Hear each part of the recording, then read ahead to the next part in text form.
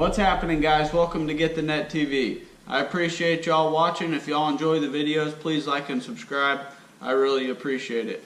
We're going to take a look at a boat in this episode, so let's go ahead and get right into it. So I wanted to do a quick review of my cousin's new boat. I went to Florida and was able to take a look at this thing, and it's interesting. This boat is 23 foot long, 8 foot wide. It's a Carolina Skiff 238 DLV. What's interesting about this boat is it's 23 foot long and it only has a 115 horsepower motor on it. It's a Mercury 115 Command Thrust. The prop on this boat is a 19 pitch Mercury Mirage. This boat has a lot of features on it. For your money, I don't know if you can beat it. It has the swim platform, as you can see there, the bimini top, the 115 Command Thrust. It's a big motor for a 115. And what they actually did was they took and they have different gears on this lower unit right here. It's actually a lower unit off of a 150 to 300 horsepower motor. So the gear ratio is 2.38 to 1 instead of your normal 2.08 to 1 on the normal Mercury 115s, which allows you to turn a larger diameter prop. So I was skeptical at first to see how this thing would run, but we're going to see here in a couple minutes.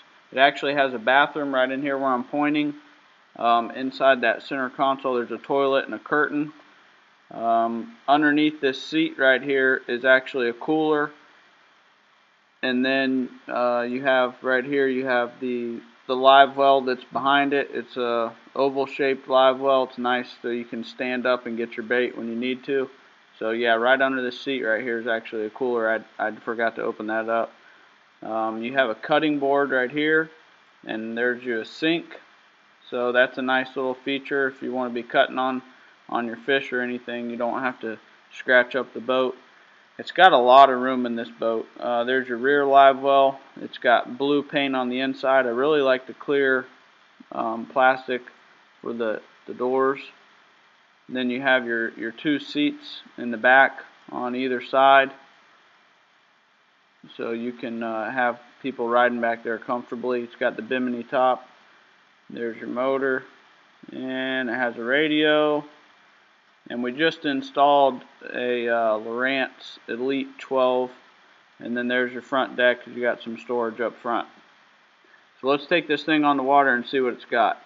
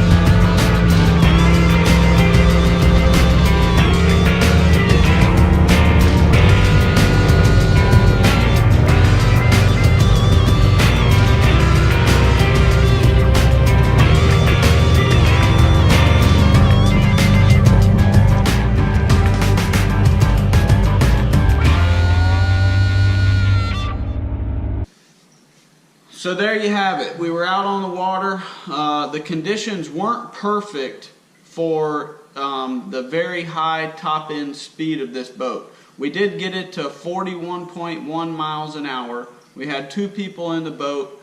the water, the conditions weren't terrible, but it was a pretty slick out. And if y'all know, been running boats for a while, then you understand this. But ideal conditions for top speed on the water with any boat, you're going to have a little bit of chop on the water. That way, whenever your boat's running across that chop, you get in little air gaps. You're kind of skipping almost like a rock right across the water.